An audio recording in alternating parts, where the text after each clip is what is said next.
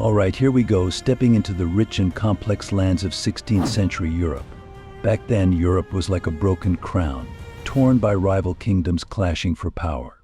Spain and Austria, those kingdoms had their eyes firmly set on one target, the Ottomans. The Ottoman Empire was like a looming shadow, expanding its might and casting fear across Europe. Spain's powerful kings and the Habsburg Dynasty of Austria burned with dreams of growing their own territories, if only they could stop the Ottomans. But there's one undeniable truth: the Ottomans weren't just an empire, they were like a storm, one that wouldn't bow to anyone so easily. And Vienna. Ever wonder why the Ottomans were so drawn to that wealthy city? It wasn't just about land.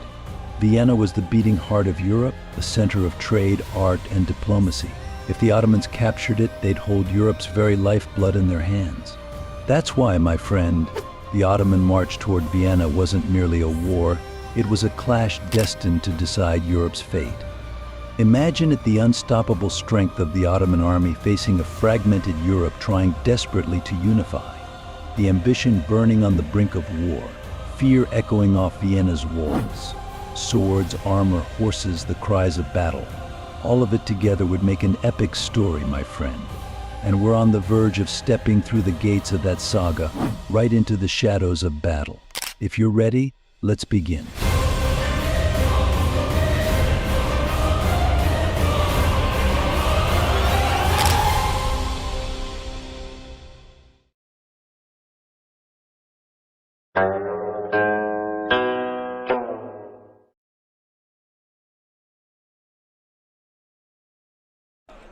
My friends, get ready, because I'm about to take you on a journey into the glorious beginnings of the Ottoman Empire. Picture this: at the end of the 13th century, a humble Beylik, born from the fragmented lands of Anatolia, was transforming into a mighty power. The Ottomans. They were expanding their territory at an incredible speed, becoming a legendary force in both the East and the West, surprising everyone. This adventure, which began with Osman Bey, a modest shepherd with big dreams, was laying the groundwork for an empire that would eventually shake all of Europe. It wasn't just about military expansion, it was about planting the seeds of a new culture and a new order. Every sultan from Osman Bey's lineage took their ancestors' dreams even further, planting the Ottoman flag in new lands. With Orhan Bey, the conquest of Bursa and the successes that followed pushed the Ottomans beyond Anatolia. As Bursa rose at the foot of the Green Mountains, it became the first capital of the Ottomans, with their banners turned west, preparing to advance toward the heart of Byzantium. Especially the victory of Sultan Murad I in the Kosovo plain announced the Ottomans' courage and strength to all of Europe. In these lands, seen as the bastion of the Balkans, the Ottomans were writing a story of conquest step by step. With their victories in Kosovo and then in Nigbolu, they were becoming not just a military power, but a force that would change Europe's destiny. But the real turning point came when Sultan Mehmed the Conqueror stood before the ancient walls of Constantinople. On one side, the heart of Byzantium, which had withstood the test of time and was deemed impossible to conquer; on the other, a young sultan with grand visions.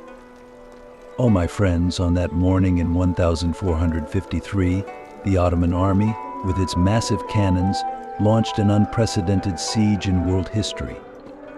After months of this siege, even the last defenders of Byzantium lost hope as Ottoman flags waved triumphantly over the walls. This conquest didn't just make Constantinople the Ottoman capital, it marked a pivotal moment that brought the Ottomans to the very gates of Europe. The city conquered by the Fethi was now the Ottoman capital, known as Istanbul, a beacon of culture, science, and the arts, the crown jewel of the empire. But the Ottomans didn't stop there. In the 15th and 16th centuries, under Suleiman the Magnificent, the name of the Ottomans echoed once again across Europe. Ottoman soldiers surged like a river, crossing the Danube, reaching Buda, and flowing into the Hungarian plains.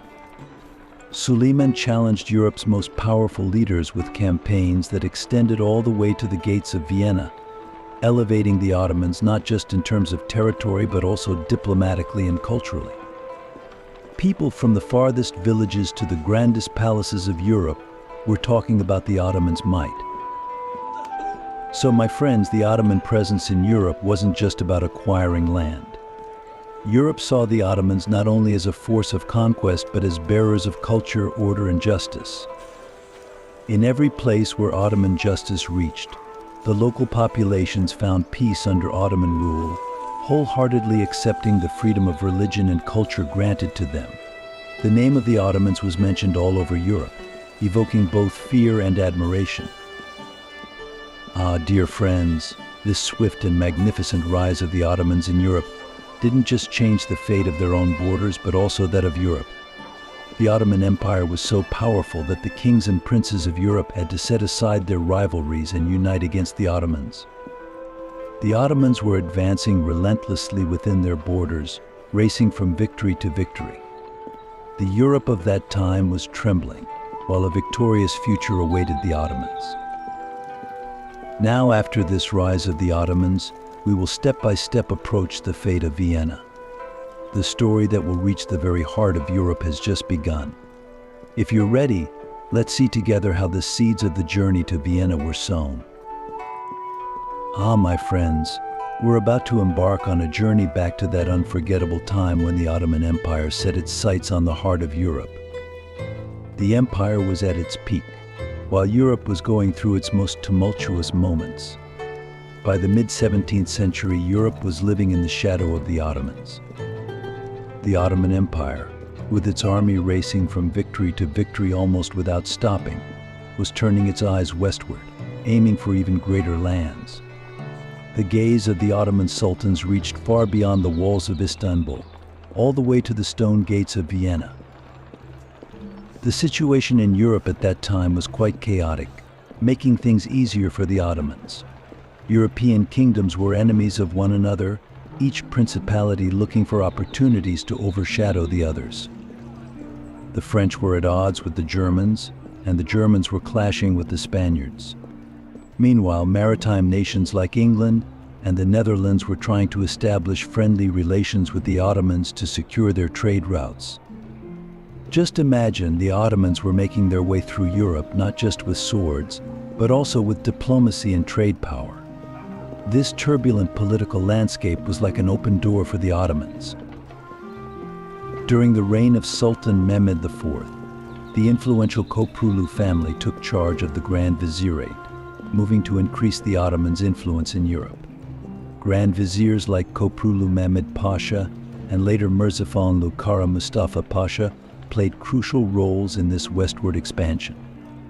Kara Mustafa Pasha was an ambitious commander who knew that capturing Vienna, one of the Ottomans' biggest targets in Europe, would elevate the empire's power to legendary levels worldwide. Vienna wasn't just strategically important, it was seen as the symbolic capital of Europe. Once this city fell under Ottoman control, all of Christian Europe would have to acknowledge Ottoman superiority. But the decision to besiege Vienna wasn't just a military move, my friends. In Kara Mustafa Pasha's mind, there was a grand ideal, a vision of the Ottoman Empire governing Europe in peace and order. Ottoman soldiers had been streaming into Europe from the Balkans for years, having already incorporated the Hungarian plains and Buda into Ottoman territory. Yet, in the eyes of the Ottomans, Vienna was the heart of the Holy Roman Empire, regarded as the successor to the Roman Empire. When the Ottoman flags were planted there, it would signal the acceptance of Ottoman dominance in Europe.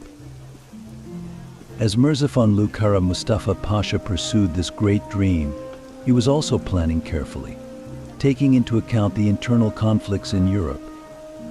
Diplomatic ties between the Ottomans and other European kingdoms had increased, effectively weakening the support surrounding Vienna.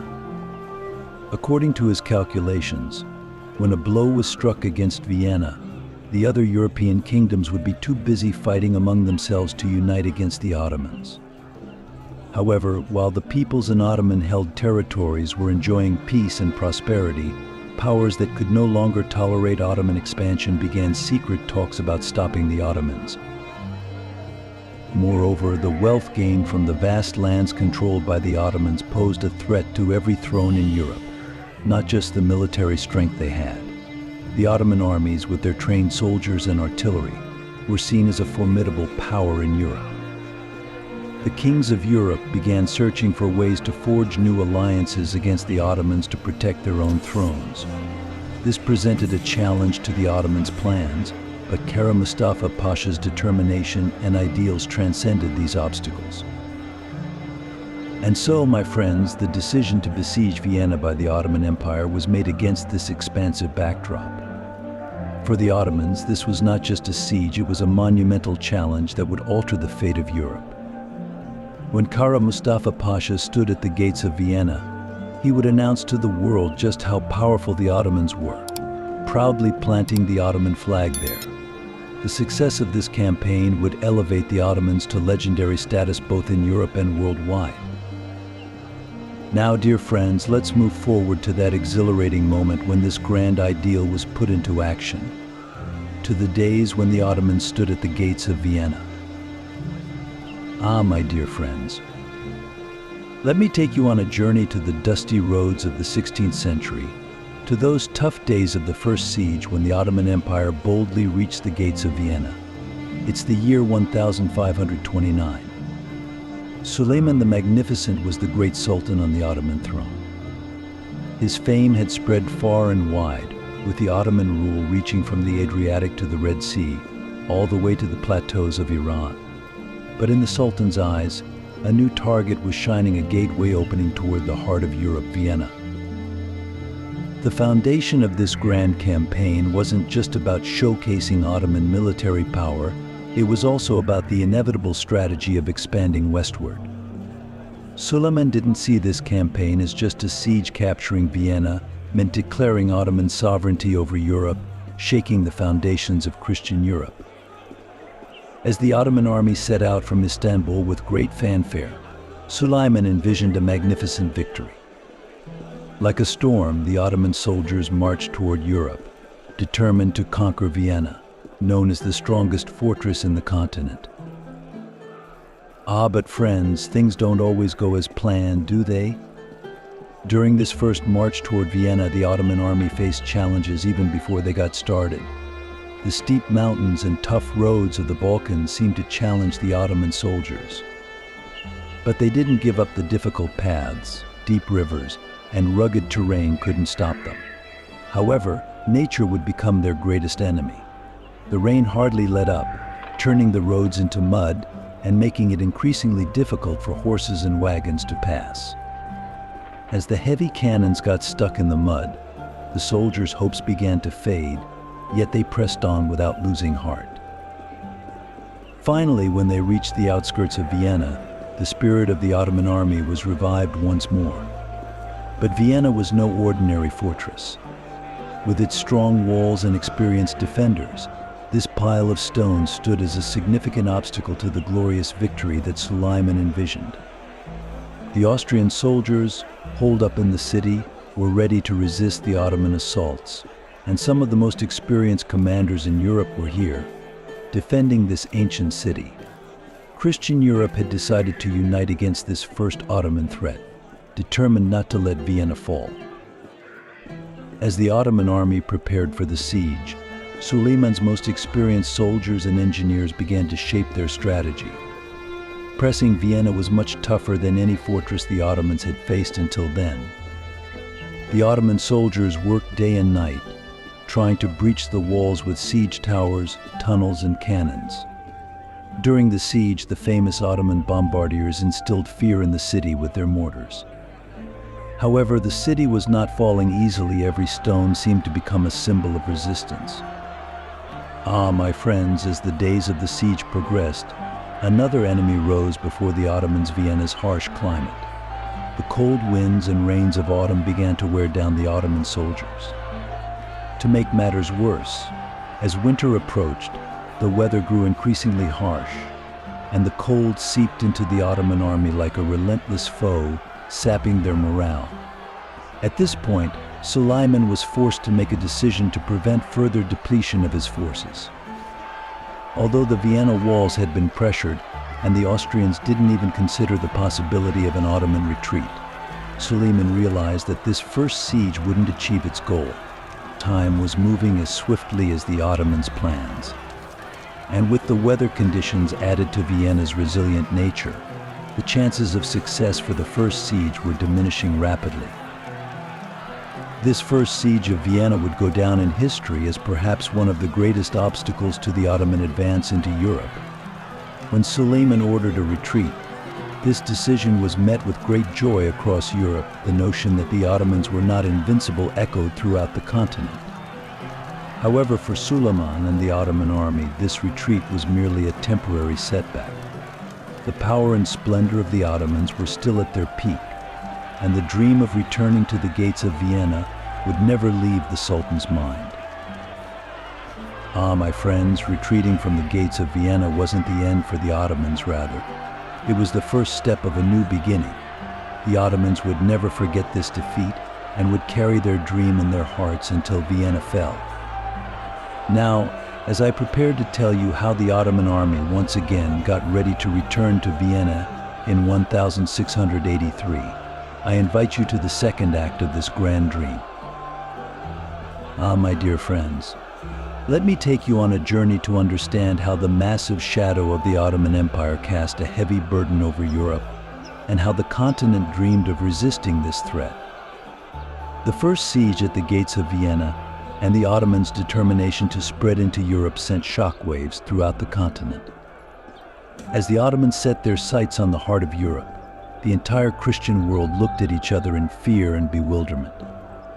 After all, the fragmented European kingdoms, nobility, and the church had to unite to stand against the power of the Ottomans. So let's explore together that tumultuous period when Europe was quietly reshaping itself. When the armies of Suleiman the Magnificent withdrew from the gates of Vienna, Holy Roman Emperor Ferdinand, who led the Habsburg Dynasty, sank deep into thought, weighed down by the knowledge that this massive wave would return. For Ferdinand and the kingdoms allied with him, the Ottomans were not just a military threat, but a challenge to the way of life, beliefs, and identity of Europeans.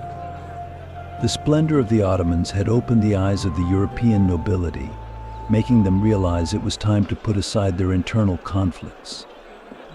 Oh, my friends, during this period, such grand schemes and secret agreements were made that it seemed like every corner of history was a stage for fierce struggles. One of the first to take action was the papacy. As the spiritual leader of Christian Europe, the Pope was determined to unite all Christian states under one roof against the Ottoman threat. Pope Paul III even reached out to France, a country he considered an enemy, to stop the Ottoman advance into Europe. This idea was once unthinkable in Europe, yet the imposing strides of the Ottomans loomed over the continent like a heavy shadow. The Pope had sermons delivered to remind various kingdoms, nobles, and even the common people of the Ottoman threat. In every church, the hostility of the Ottomans against Christianity was proclaimed, reminding the populace that they needed to fight for a common faith. Then, alongside the Habsburg Dynasty, states like Spain and Poland joined the supporters of this holy alliance. The Habsburg Emperor sought to leverage the power of Catholic Spain, the brave cavalry of Poland, the wealth of the Italian city-states, and the political support of France. These smaller powers from all corners of Europe were trying to unite and build a strong wall they needed to work together to stop the Ottomans. This alliance, known as the Holy League, aimed to set aside their differences to prevent further Ottoman expansion in Europe. The formation of the Holy League also became a challenge read by the Ottomans from Europe's perspective. While the Ottomans focused on a single target, Europe was working hard to unite its forces. This sacred alliance particularly strengthened military support from Austria, and Poland-Spain's financial backing became a crucial pillar for this great union standing against the Ottomans. Behind every alliance lay a series of secret agreements, conflicting interests, and even betrayals from some smaller states. However, with a common enemy in the Ottomans, these disputes brought soldiers from all over Europe together to fight on the battlefield. Meanwhile, the Ottomans were closely watching these alliances and strategies in Europe. Each alliance represented a new fortress, a new obstacle against the Ottoman Empire. But in the eyes of the Ottomans, this alliance, known as the Holy League, was just a temporary solution created by Christian Europe to suppress its own fears. The old animosities among the various European kingdoms were still very much alive, even though they had come together against the Ottoman threat. It was uncertain how long this alliance would hold. The Ottomans viewed this temporary unity in Europe as a test for their grand campaign plans. Now, my dear friends, would these efforts to unite be enough to stop the Ottomans and their enormous armies? Would this temporary peace in Europe withstand the power of the Ottomans? And would these alliances be strong enough to slow the Ottoman advance in Europe? Only time would tell, yet one thing was clear as the Ottomans approached. Europe was preparing for one of the most challenging tests in its history. Now let's try to understand how the Ottomans planned against this formidable alliance in the long, arduous journey leading to the 1683 Siege of Vienna. How would Europe's Holy League stand against the Ottomans, and what epic tales would history whisper to us? My dear friends, we've arrived at those grand days when the power of the Ottoman Empire sent shivers down the spines of Europe. It's 1631. And as the Ottomans set out with the desire to retake Vienna, Europe found itself on edge once again. Standing at the gates of Vienna wasn't just about military success, it was a chance for the Ottomans to reaffirm their overwhelming influence over Europe. As the Ottoman armies advanced like a mountain towards the heart of Europe, this siege would mark a significant turning point in the future of both Vienna and the continent itself. This second major attempt was notable for how the Ottomans carefully assessed their experiences from the first siege and made their preparations accordingly. Sultan IV Murad wanted to deepen the Ottoman influence in Europe, and by capturing Vienna, he aimed to usher in a new era for the empire in the West. To him, Vienna was more than just a city, it was a symbol of Ottoman power, a reminder to Europe of the empire's dominion. In preparation for this siege, the Ottoman army underwent a patient and thorough process. Soldiers were trained in the palaces of Istanbul and across Anatolia, with the Janissaries increasing their drills. New and powerful cannons were produced in the foundries, for stronger weapons were necessary to breach Vienna's formidable walls. Ottoman engineers worked tirelessly to enhance the range and destructive power of these cannons, ensuring they would be strong enough to obliterate the fortifications during the siege. While the Ottomans were making their preparations, the Christian powers in Europe weren't sitting idly by. The Habsburgs, having learned from the first siege, were determined to defend Vienna once more. This time, with support from all over Europe, they built stronger walls around the city, fortifications were added, and armies were armed. The people of Vienna, remembering the hardships of the first siege, were ready to take a more resolute stance. Prayers were offered in churches throughout the city, calling on God to prevent the fall of Vienna, a city symbolically significant to Christianity. During those days, the tension behind the walls of Vienna was palpable. Every soldier knew that the massive power of the Ottoman army was once again at their gates, and they swung between fear and hope. The Ottomans' colossal strength, especially their new tactics, had terrified Europe. The Ottoman army was now not just applying pressure on the battlefield, but psychologically as well. Finally, when the day of the siege arrived, the Ottomans' great cannons began firing upon the walls of Vienna. The Ottoman forces aimed to do more than just show their strength, they also sought to confuse European armies with strategic maneuvers. The Janissaries aimed to break Vienna's defenses with their disciplined fighting techniques and determined presence. The famed Ottoman raiders surrounded Vienna, effectively laying siege to the city. No aid was allowed to enter. The goal of the Ottomans wasn't just to demolish the walls, but to completely break Vienna's spirit and force the city to surrender. However, this time, the defense of Vienna proved to be tougher than expected. With support from the papacy and other European powers, the Habsburg Empire displayed great resilience against the Ottomans. The Ottoman army faced a much more determined resistance this time around. Although the cannons developed by Ottoman engineers shook the walls, the soldiers of Vienna quickly filled every gap, maintaining their defense. Both sides fought bravely, putting on a display of resistance that would go down in history.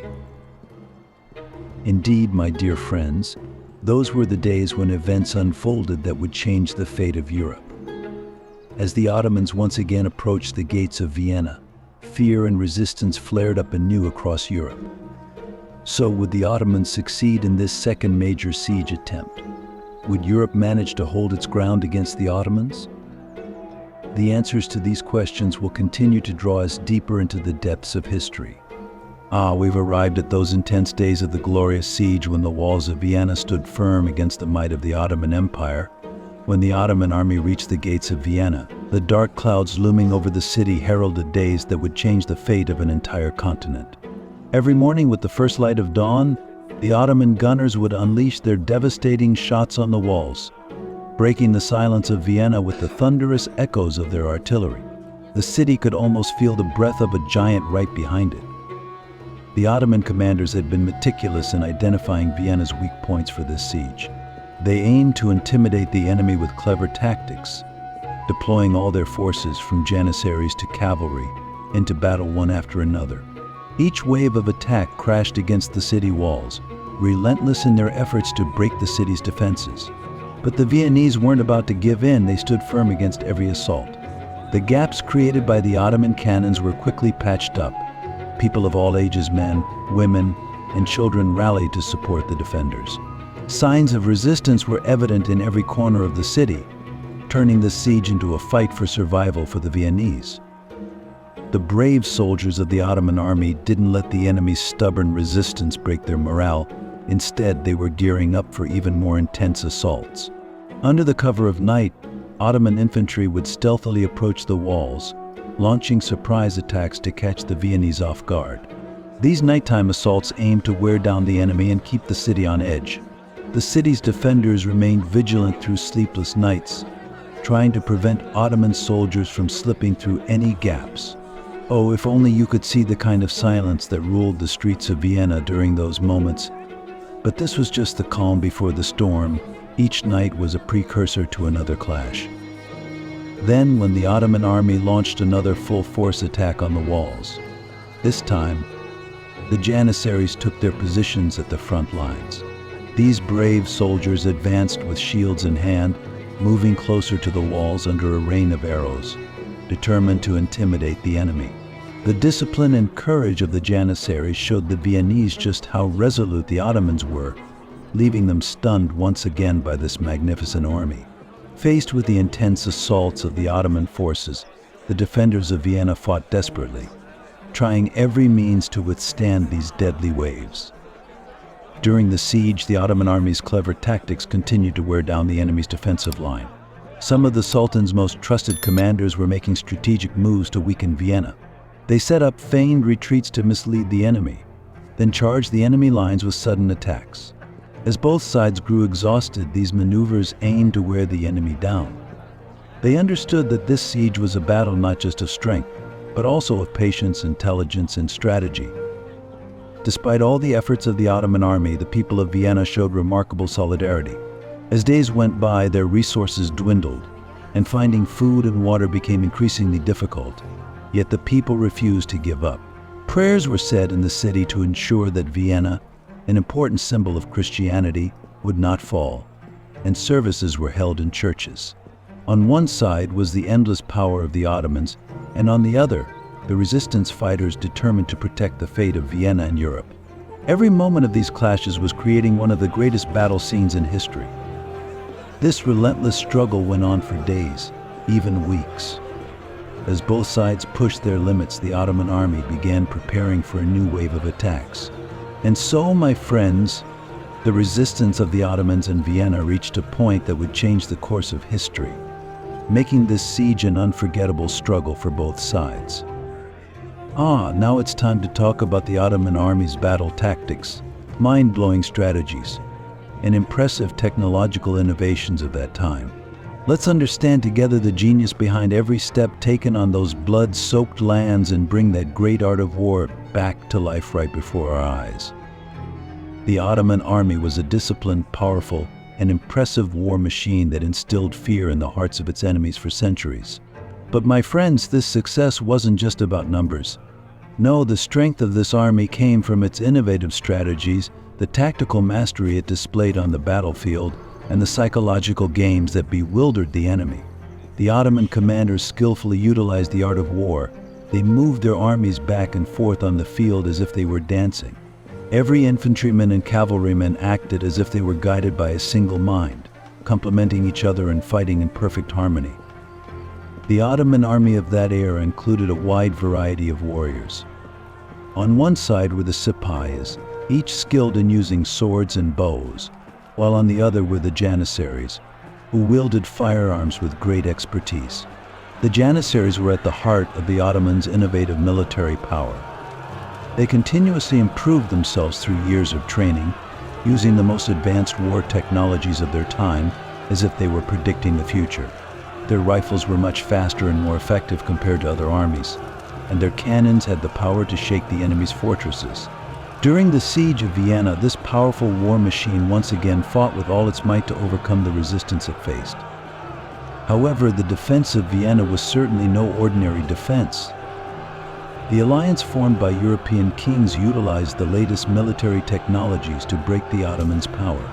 The walls of Vienna were reinforced with the modern technologies of the time, making them resistant to attacks. Thick walls were built to withstand cannon fire, and these walls were so strong that even the Ottoman cannons couldn't breach them. Furthermore, the riflemen stationed along the defensive line made it difficult for the Ottoman army to advance, delaying them with each step. In the Siege of Vienna, the military genius and technology brought together by both sides created a monumental confrontation that pushed the boundaries of that era. Even though the Ottomans had a large and experienced army, the modern defensive tactics and technological superiority of their opponents kept putting them a step behind every time. This innovative defensive line from the enemy turned the Ottomans' usual rapid conquest plans upside down, transforming the siege into a grueling struggle that lasted for weeks. Throughout this siege, both sides made moves that would shape history. The Ottomans' battle tactics became a lesson for Europe, while the technological innovations in the Vienna defense allowed European armies to form a stronger front against the Ottomans. These sparks of innovation within that great conflict would frequently appear in future wars between Europe and the Ottomans. By the end of the Siege of Vienna, when the Ottoman army had to retreat, it wasn't just the outcome of a battle that changed. The course of history had shifted in a completely different direction. Ah, friends, such a massive siege and struggle wouldn't go to waste behind every step. Every swing of a sword, there were traces that altered the future. The Ottoman army faced an unexpected defeat in this grand siege, however. This wasn't just a loss. It marked the moment when the empire's power in Europe began to decline. This outcome completely changed the balance in Europe. The Ottoman Empire was no longer the mighty force that struck fear into the hearts of enemies as it marched through its borders with its former grandeur. The European kingdoms had witnessed that the Ottoman army could be defeated and stopped. This gave them new hope and a sense of confidence that they could keep the Ottomans at bay. Particularly, the Habsburg Dynasty grew stronger with this victory, becoming a shield against the Ottoman threat in Europe. The Habsburgs didn't just protect Vienna with this triumph, they sparked a new spirit of alliance among those wanting to fight the Ottomans across Europe. The Habsburg Dynasty began to rise again in Europe. This great victory showed them that their long-standing fears of the Ottomans were not unfounded but manageable. From that moment on, the kingdoms united in Europe gathered multiple times to push the Ottomans back and keep them beyond their borders. The Ottoman advance in those regions was halted, and their once glorious conquest could no longer reach deep into Europe. For the Ottoman Empire, the Siege of Vienna was not just a military failure. It also heralded a period of declining dominance over Europe. The Ottomans were gradually losing their eagerness to expand their territories. Internal issues, economic difficulties, and administrative troubles were shaking the empire to its roots. This defeat signaled that the era of Ottoman expansion was over, slowly giving way to a period of decline. What a significant turning point this was. This victory against the Ottomans in the heart of Europe also marked the end of the empire's last major advance in the West. After the siege, the name of the Ottomans was still heard across Europe, but the initial fear had given way to new alliances and new defensive strategies. The European kingdoms believed they could now stop the Ottomans and were preparing to take bolder steps against the empire. My friends, we've reached the end of an era where the grand dreams, the conquest fervor, and the desire to rule of the Ottoman Empire in the heart of Europe began to fade away, like the trail left by a passing wind. The Siege of Vienna was the last major push of the Ottoman centuries-long adventure in Europe. The Ottoman sultans could no longer stride into the West with the same powerful steps, as they had been halted right at the gates of Vienna. This siege wasn't just a military defeat for the Ottomans, it marked the moment when their dreams of dominance over Europe started to crumble. The once invincible army, known for its legendary might, stumbled for the first time against the resistance they faced before Vienna. Now, instead of conquering new lands, the focus shifted to holding onto lost territories, and the ambitious kings of Europe seized this opportunity to strengthen their defenses. Imagine that as the power of the Ottoman Empire in Europe weakened, fundamental changes took place in their strategies. Instead of conquest, they began to prioritize defense instead of attack. They adopted a diplomacy-based policy. The Ottomans, once known for their bold and fearless conquests, shifted their focus to protecting their existing lands. Over time, the dream of launching new attacks in the West faded. The Ottomans turned their attention to defending their own territory. After the Siege of Vienna, the Ottoman strategies in Europe changed, my friends. They went from thinking only of offense, adding new victories with each fortress they captured, to focusing on building a solid defense strategically. Europe was no longer a land of conquest for the Ottomans, but rather a past marked by the preservation of borders and the memories of their former glory. Meanwhile, the European kingdoms viewed this transformation of the Ottomans as an opportunity to strengthen their own power, leading them to form stronger alliances. This last great siege marked the end of an era for the Ottomans and the beginning of a new one for Europe. So friends, this significant event before Vienna ignited a period that would see the Ottomans slowly withdraw from Europe and Europe growing stronger against the Ottomans. The Siege of Vienna heralded a time when the Ottomans shifted their focus from expansion to defense strategies. Friends, we've reached the end of this long and challenging story. We've witnessed the fading hopes, the dreams left behind, and those moments when an empire carved its powerful voice into history during the Ottoman Empire's magnificent journey into Europe, especially in front of Vienna. This journey wasn't just about the Ottomans, it shaped the destiny of all of Europe as well. A chapter is closed at the gates of Vienna, where the Ottomans' relentless quest for conquest met a barrier on the borders of Europe. And it was right here that we realized we were at the end of not just an empire, but an entire era. The echoes of hooves on these lands, the shadows of siege towers, and the sound of clashing swords seemed to settle onto the grand stage of history, whispering this story to us.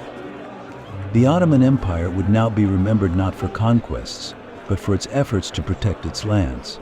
Centuries of conquest and victories gave way to defense and the struggle to maintain its territory. And every time the empire rose again, gaining strength and making grand plans, it would have to tread more cautiously after Vienna. Dear friends, what we're discussing here isn't just about one battle. It's a story of strategies, dreams, imperial ambitions, and the people of that time. The Ottomans may have been halted at the gates of Vienna, but the traces they left behind will remain a legacy to be remembered throughout history. Telling the tale of this great battle that echoed in Europe's heart allows us to experience the spirit of that era and serves as a lesson and a reminder as we turn the pages of history. As we wrap up this story, we've collectively recalled and revived this narrative that never fades from history's memory and resonates through the ages. And remember, friends, this world is a vast stage, and we are the audience of a play that has been unfolding throughout history, filled with thousands of stories. Remembering the glorious days of the Ottoman Empire, its magnificent strides in Europe's resistance prepares us for the future with the wisdom of the past. So as we close this chapter of history, I hope to meet again in other stories. Until next time, in another time, another place, and in a new tale, let's come together once more. History is waiting for us to tell its story, my friends.